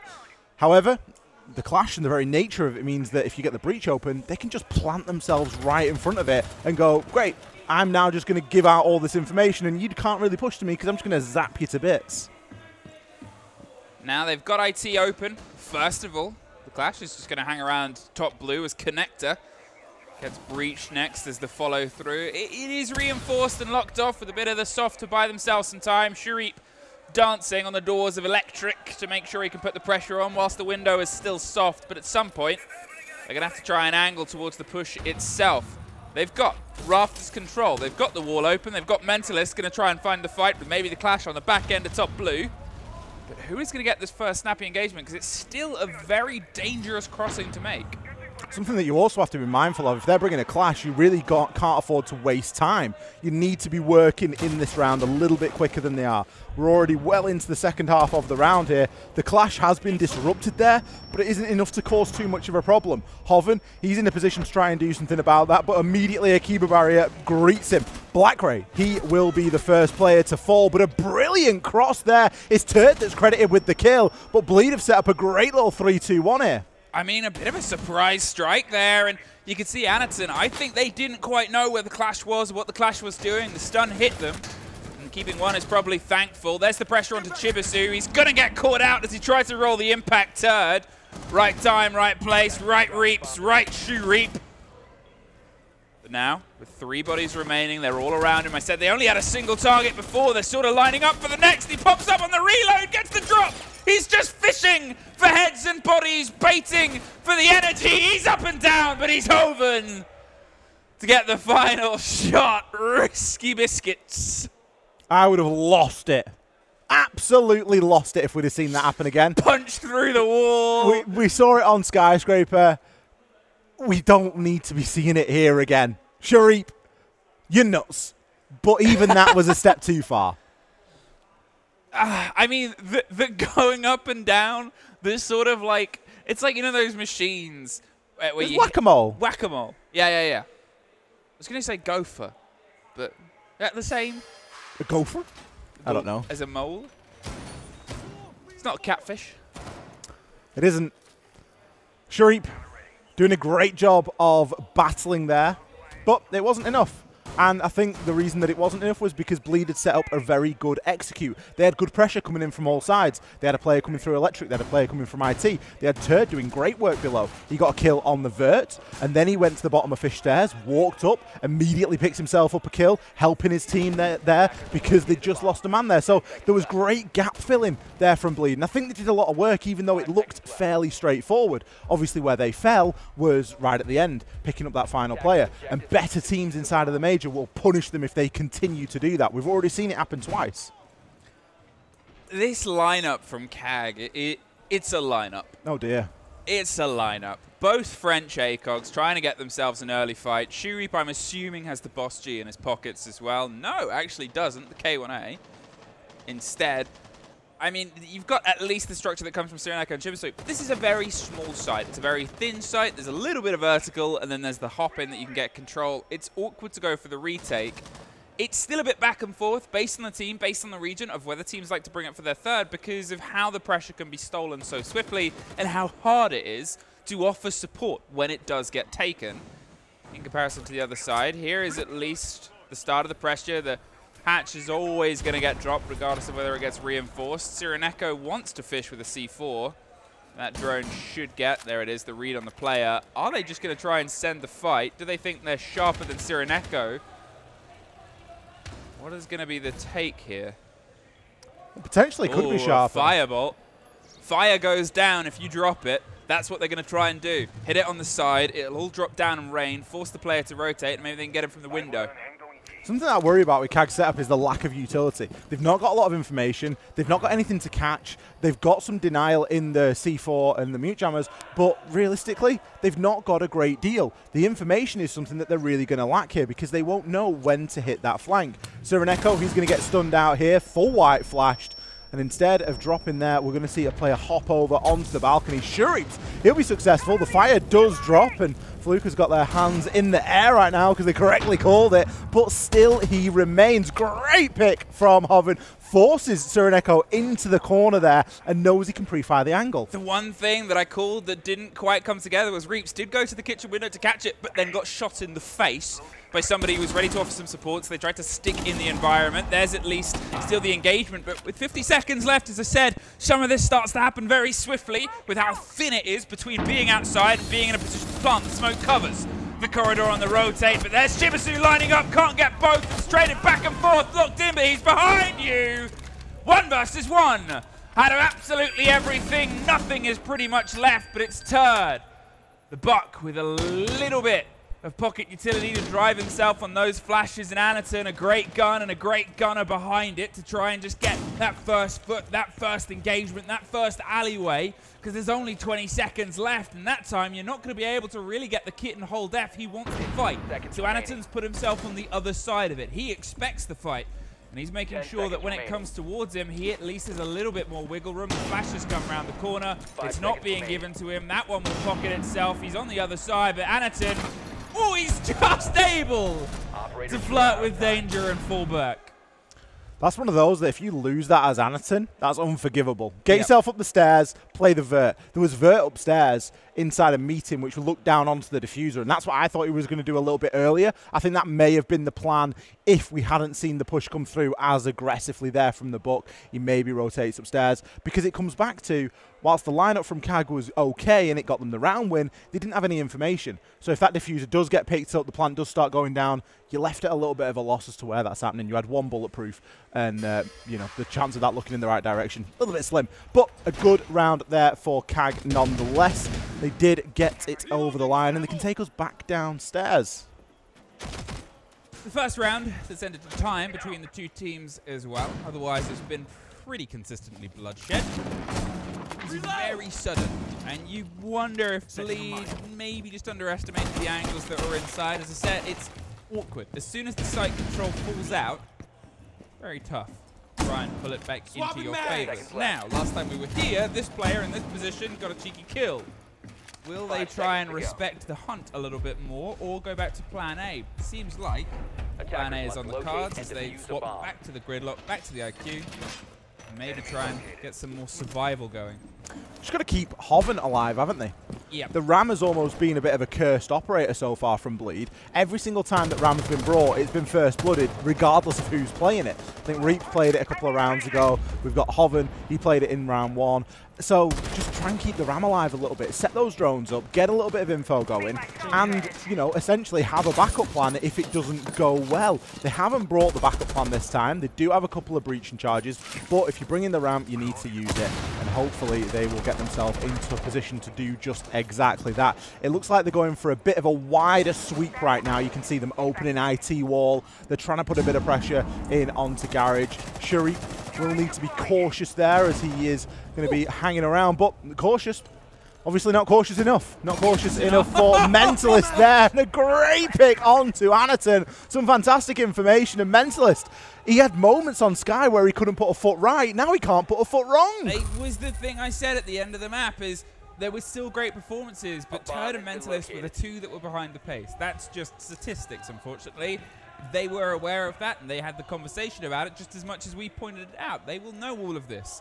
As intrinsically, now, Mentalist finding a return to form, putting the pressure back in. You're looking at two of the players that have been able to put some distance in. There's Reaps, getting the catch onto one more. I thought the Observer was going to hit a nice shot then. I don't know, we saw the chat when I was panicking. I was like, himself in. Don't say anything. We don't want to rile these players up any more than they're riling each other at the moment. And, well, we know our wonderful observing team, Sky, easy as medics, all ready for a fight. I don't know. He's got to be ready for a fight. He hasn't found a single one. Now he's got to find all 5 if he's got a hope of this round. The ace to open, not only you're killing, well, he can't even get the drone. Sometimes that happens. Sometimes I can relate. Down. There's also another down, but it's the plant down, baby. Well, the C4 was a little bit late there, maybe a bit ambitious. I'm not sure where that was pre-placed. Mentalist there just having something to say about that down as it comes through. But Bleed doing a really good job of taking just a lot more of the map there. You've got to remember, attacking into the basement, you've got a lot of time. You can afford to take into IT, and just through the sheer nature of the way that Labs is laid out, it isn't the end of the world to take all 3 floors, because there is that huge expanse of space inside of Warehouse where there is just nothing. There's a couple of boxes, and once you've cleared it, it's clear. So a good read from them. And finally, we got to see a little bit of that RAM usage as well. It's really strange, Labs, because it's a map that when it first came out, I'm gonna chart this as a course. I'm hoping he's listening. Take me on the journey. This is the fresh journey of Labs, brought to you by us playing Ranky with him. It starts with the reveal of the map and the play, and there's too many half walls. I hate it. I'm being peeked from everywhere. There's too many things. There's too much coverage. There's too many bits, too many half walls. 10 seconds left. That was how it was. Then the game started to be developed and played in top tier, in comp, with 5 takes. Then you start to see the taste of it. Now, he's a believer. It's the best map in the game. It's the best map in the game. You have plays like this, where the structure of this is very similar to Clubhouse, around the rafters, around the push and control. But instead, now, there's the bleed through on the back line that plays a little bit like Oregon. Then you've got the back end, where you've sort of got the big corner that cuts the map in half, a little bit like Chalet. There's so much that goes into the construction here. Oh my goodness! What? Well, that's why you got to be careful playing your Solaces. Turd there on the IQ scanner. And Black Ray just trying to gain a bit of information for free. Had the Helios activated there, and he just gets beamed. Just gets beamed. I mean, Black Ray's having a rough one. Let's be honest. If we said we wanted to see a little bit more, we've got a little bit less from the other side of CAG. It's been a traded round and a traded map at this point, but the early drop on the Solace, I mean, when you're looking towards this site, it's the top and bottom hold. It's a dangerous sandwich. The next bit, Ollie, it's the top bit of bread. The bun top. Is it sesame toasted? Let's find out. I'm sure we will. There's a very weird thing going on inside of the site right now. That is going to be some lines of sight made, I imagine, by Anaton with the Super Shorty, just ripping things open. We remember previously that we had Turd, I believe it was, on the book. He did do some fantastic work from below. So just keeping a mind on that and not wanting anything to really escape them and have the option to do that themselves. Mentalist, he's going to hop himself in. There's only one door away from the site here. The site, as we know, heavily vacated because of that top floor presence right now. Mentalist just going to see if he can figure out anything on the drone, but Hoven is going to have a bit of a shock as he rounds the corner if the drone work hasn't been done here, because this is being occupied upstairs and they're going to have to fight pretty hard for it. This is it. All of those entrances, they're watched and sort of metered. Ashby, he crouches his way in on the back end, but does he know that there's players right behind him? It doesn't matter. He gets one, but there's a second, and Jibisu a little bit too late, a little bit too wide, a little bit too much of a miss. There's the catch. The support comes through from Reaps. They know that there's a player on top blue as well, holding the angle, but that really was the missed moment. A double flank just flitters away to nothing. A flawless is the build-up there, and the deadlock's broken. 3-2, the momentum now in Bleed's books. When Bleed are on their form, and particularly when Reaps is gunning, oh my, they look so dangerous. They look like the most dangerous team in the world. Socials, knock it up. Grim Reapser. Grim Reapser. You're allowed. With the doors, with the axe, and let's get some logos thrown around there as well. I talked about Fresh. He's appeared. It's like if you say Fresh 3 times, he appears. I guess I don't... Hey! Another 10%. 10 more likes, 10 more percent. Likes, 10 more Joel. Yeah, we were actually talking about you. I guess you missed it. Fresh is a little bit off screen right now. We were talking about how at first you didn't like this map. You're like, too many half walls, I hate it. And then you went, oh, I actually really like this map now because we saw teams develop best map in the game. Now, you can't hear him, but he did say that, and I'm not just putting words in his mouth. And he's off.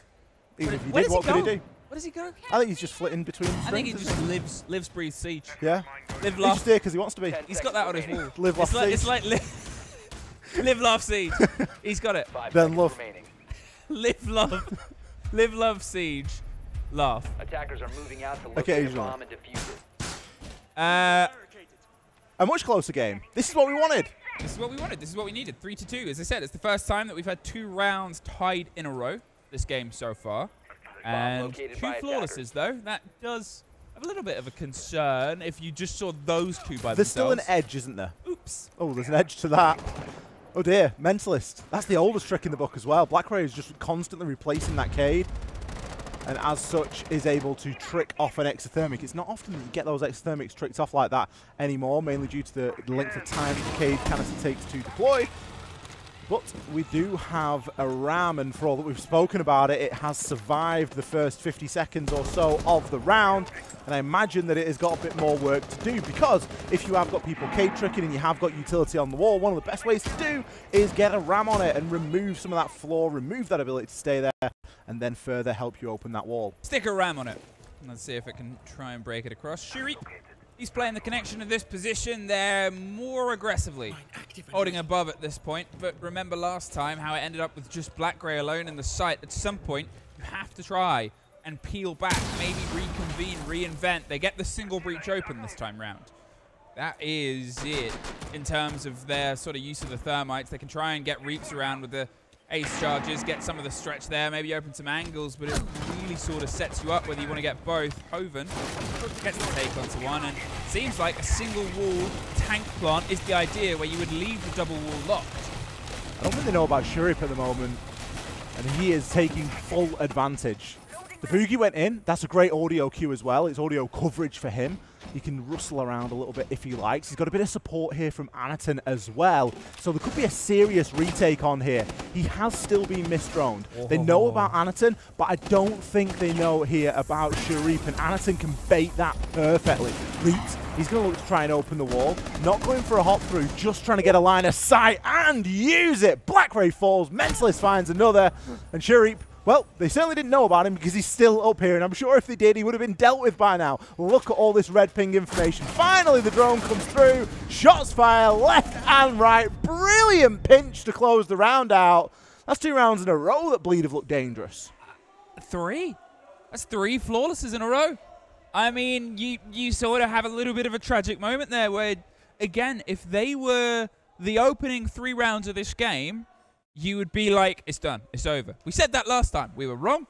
It went all the way. But still, you would look at that as how the takes have come together, what they were trying to do on their defense there, and they just felt a bit pushed aside here. 4-2, it's not the end of the world. However, attacking labs can be a bit sticky. It can be a bit dangerous. You know, as I said, it bears similarities in Fangs that only really show up when you have a 5 versus 5. It hasn't shown up a huge amount in CAG's history as a played map and a playable space. Won it once, lost it once, and in the words of Tim, because I asked him about it, because he cast it, they just looked lost on their attack. I was with Tim on that cast. What? Yeah. I didn't read all the way. I read half of the Wikipedia. I read A said I went right, and I closed it. And I looked away. I'm sure it was. One of the big problems that CAG's got at the moment is 0 and 11. No. Turd, hello? No! That would have been such a nice shot. He hit him as well. No! Oh, he's taken one to the chest there. I hate that I'm going to see that in ranked games. Oh, that could have been so devastating. I was just about to mention that one of the bigger problems that we've got here is that 0 and 11 between Blackray and Soronic. So you need a bit more out of these players. Turd's got himself locked in. Hoven said, you just stay there, mate, and see what you can cook. I don't know what he's going to do from that position. If he gets droned, he's dead. If he doesn't get droned and can do a run out or a bit of pressure, I mean, the run out position is very limited and very thin. What he's hoping is they go into rafters, and then he gets a call and a ping, and then he pops open with maybe the other impact. Maybe he just tries to shoot through it, but it seems like, I was going to say Sireneko knows he doesn't, but he's giving it a very wide berth. It's tense stuff. I don't think that CAG will know he's there. The longer it goes on that they don't know he's there, the more dangerous it is without them getting a kill. As soon as they get a first kill, the pressure entirely changes on that position. I mean, he might be playing at the moment for the window that goes into the top of cargo stairs. Could be playing for that as well. I don't know if he's prepped the door. It doesn't look like it. It's difficult to prep a door without giving the game away. Yeah. He could always rip it down. We'll keep an eye on it and see what happens, but he is there in support for Hoven if needed. He's not too far away there from making a little bit of a difference. As such, the attack for the rest of it is kind of stalling out a little bit. Obviously, you've got the Azami to deal with. We do see Sorenic get himself into that cargo window, but immediately gets himself tucked here, and he can still start to try and work this vert. He's cautious, though. He knows something's not quite right. There's something off with the water, and how much bite does a catfish have? Maverick's going to start their work. They wanted to hit it with a C4. They couldn't quite get it. Hoven does find Chibisu in the meantime, so the first is into their favor. Mentalist wants to swing around with a shotgun, looking for the second follow-through, but it's all heavy. It's all very direct on towards this back-end site. There needs to be some pressure elsewhere, whether it's top blue on rafters. There goes Turd.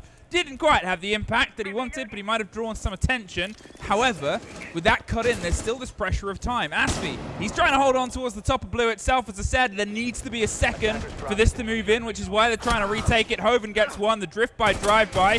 It's a retake that hasn't quite worked, but there's at least the second back end, one on IT.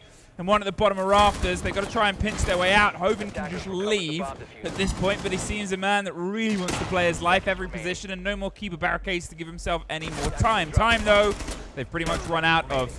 Missed this player, going for the Deeg for the last. He knows where they're coming from, and he hits the side of Sireneko, hits the second, and there's the third. 3 in a row.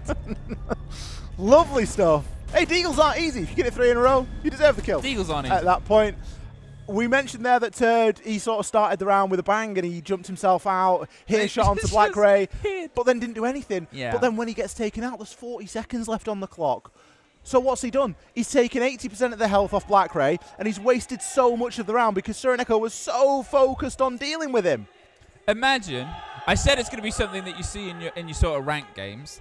That exact rotation. Yeah, because I'm going to be doing it. It was prepped underneath. But I love the idea. If your teammate said to you, I'm going to do this and then lock me in here, and then you're like, okay, and when will you help? He's like, what? Never. What? Help? Yeah, you want to hope that I get back to be locked in here. No, just lock me in here. Like, what are you not understanding about this plan? I go out, I go for a peek, yeah. I come back in, and then you lock me in there. Because, obviously, I need to be punished for the peek. So you lock me away. Put me in jail. You'd be like, we're just going to play 4 versus 5. No, it's just very funny. It obviously didn't quite have the full read-through. CAG on attack timeout, if you cannot see that in the top left screen. 5-2. 4 of those have been in a row. 3 of those have been flawless. Bleed on their defense. If this one gets to a 6-2, I can see it getting to a 6-3. I cannot see it going much further. I would have said that on Sky, honestly. I really would. I don't want to get too ahead of myself here. On paper, this looks great for Bleed. It doesn't look great for CAG. CAG's taking a timeout. They were great for a round after on Skyscraper when they took a timeout, and they did that on the more difficult side, if anything, because they did it on the attack. I'm surprised they took it when they did. I maybe would have just, you know, let bygones be bygones and see how these attacking rounds go. But also on the flip side, there's not a lot of opportunity to make mistakes here, because one round and all of a sudden a match point is against you, and then you're back into that fighting constantly against that match point. So we'll see how they try and turn up here. Obviously going downstairs is the most preferred site at the moment for Bleed. Shurip going to be rocking the shield. Don't quite have the double shield setup, which we maybe would have, I mean, I wouldn't have been surprised to see it, but this looks like it could be quite quick. We've got a breach on either side, so there's no chance to trick. Impact goes out as well, guarantees everything gets opened. The site is essentially being given away here for free right now, and Bleed need to be cautious about that.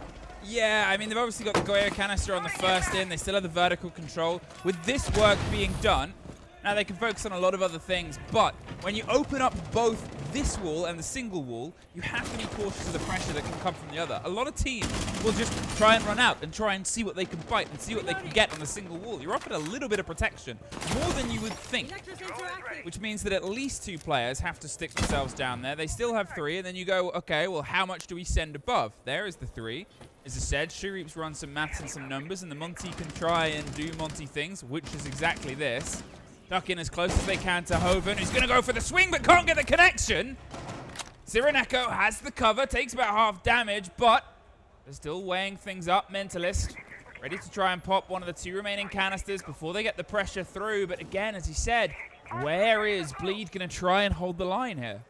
You don't want to pop that canister too early now. We're only at 1 minute 30, so there's still a long time left in this round. And with only 1 C4, it puts even more pressure on this utility. Hoven maybe got a bit aggro there. If he'd got a kill, it would have been a different story, but he didn't. There's still potential here for Shurip to walk in. He is worried about the vert, though.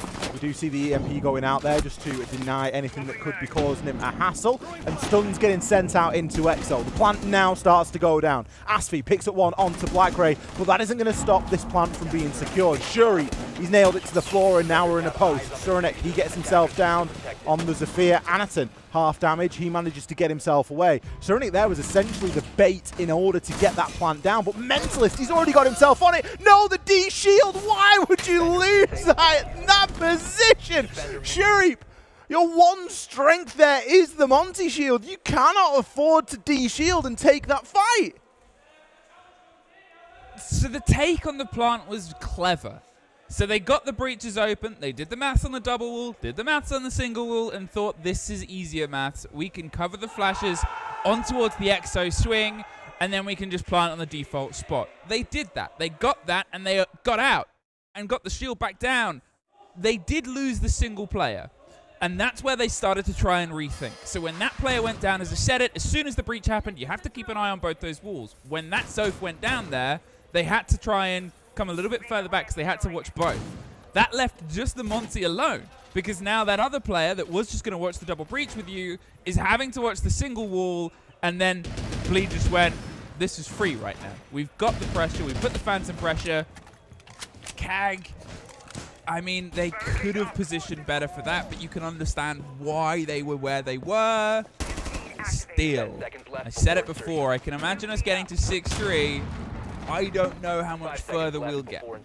I think after that round, you maybe look at it on the premise that Bleed almost baited the plant in. They were quite happy to deal with that once the plant had gone down. There was an intent to keep hold of the wall, but it was never to trick and really delay a lot of time. So I think they've played that one quite smart indeed. 6-2, it puts them onto a map and series point now. There is a very real chance that we do not see a decider here, which would, of course, be Consulate. There is a very real chance that Bleed get this done in 2 clean maps. But Cyclops, they will have something to say about that. And players are starting to light up a little bit. Sereneki's got himself 2 kills. We've still got Black Ray on 0 and 7. This time he's going to be on the blitz. So, okay, not looking toward him getting a load of kills, but still looking toward him to have a good position to be able to assist and try and support a lot of his team from. 6 versus 2, and where will this first strike come through? It seems like they're going to try and keep things quite close together, as they did before.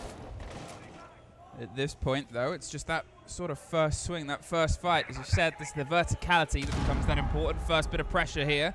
The Solace can play underneath to try and do it. It's a dangerous bite of a sandwich. The Solace was the first pinch that Bleed approached last time.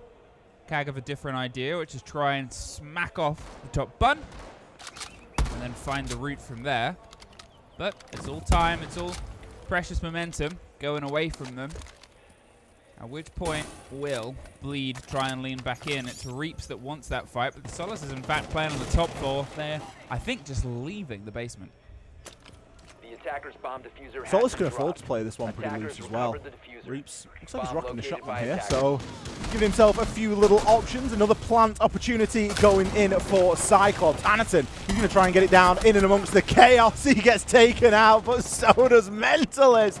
Mentalist hits him with a little head shake there, but Shuri from above. Damage has already been done, though. The plant, whilst it didn't go down, it now means that it's cold in the middle of the site, and Turdy's on his Boss G ACOG arc again, picking himself up yet another. Eventually, quite rightly, gets shut down by Chibisu, but 3 versus 2 now, 45 seconds left, and the kit is in the heart of the bomb site. 3 versus 2, as you said, the Ram.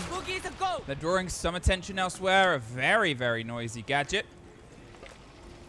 Oh, and a very, very noisy rotate. Saw a body, but saw a closer one, unfortunately, with their gun raised. Shuri, all that's left. Turd hits the GG a little bit early, but at this point, when they can't even find their way through the rotates, he's done magnificent clutches before. Shuri, they've been 3 versus 1s, but not against this one. Bleed.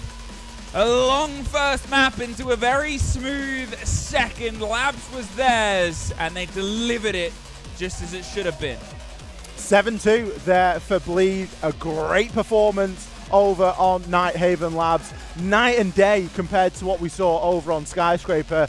Bleed got a really good handle of this game quite early on, and they kept tight hold of it. Opportunities on Skyscraper really slipped away from them. But you look at the scoreboard there, Reaps 12 and 3. I mean, fantastic. I mean, he had lights out Skyscraper, but they've really knocked the mistakes on the head moving into Labs. If this map had gone longer, he would have been definitely vying for the kill record. If this had been, you know, if this wasn't a 7-2 and he was at this par, he would have probably ended up around the same level of only 17 kills.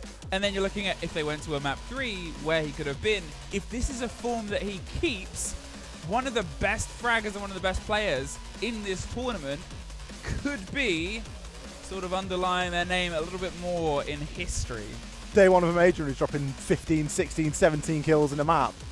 Unreal. Back-to-back maps as well. That was the impressive thing for it. See there, 12 and 3. Hoven, great performance from him. I think he got some very important kills. Wasn't lighting it up. Still 8 and 3, so very positive.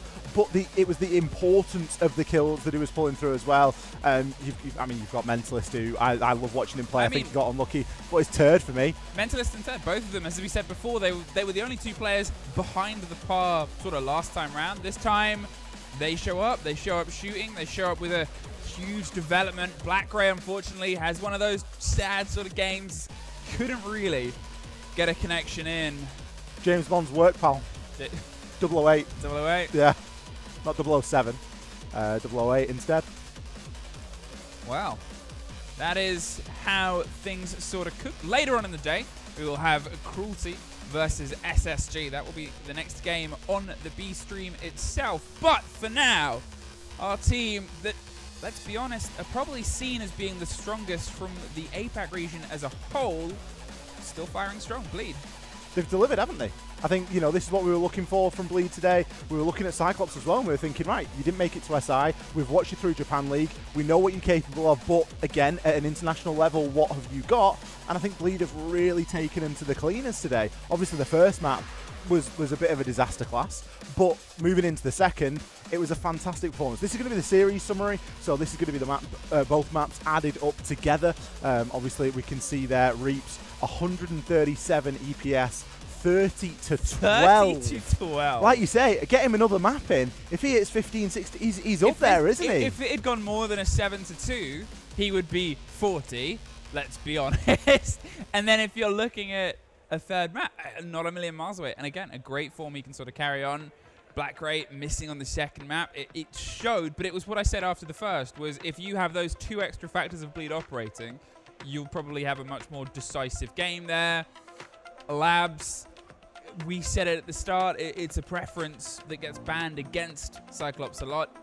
It's not looking too sharp for them. No, it doesn't get banned for the right reasons. I think it gets banned because it is an unpopular map regionally, not because it's a map that Cyclops are particularly good at. You can see the ratings there speak for themselves. Anison, Chibi, Suranik and Black Ray all under 100 EPS. 100 is the standard. You know, 100 is what you should be maintaining. You're going to see players dip and, you know, all that over the course of a series. But 51, 70, like, these are particularly low. And there's only so much carrying that Shurip can do. Don't forget, if it hadn't been for a couple of his clutches on Sky, we'd have probably been done already. Yep. And, you know, I think that's the sort of thing. It is the first Playdate. It's the first game, but it's a lower bracket run that now has to be made by Cyclops in what is the first bracket to be run through. Only 4 of the teams get out of this. They might both make it, but Bleed, they now are 1 series away from securing themselves one step closer to securing themselves live stage. Well, we need to find out who Bleed are going to play. We're going to take a very short break, and then we are going to be back with game 2 of the day. That is, of course, going to be SSG versus Cruelty. You are not going to want to miss this. Don't go anywhere. We'll be back after a few minutes.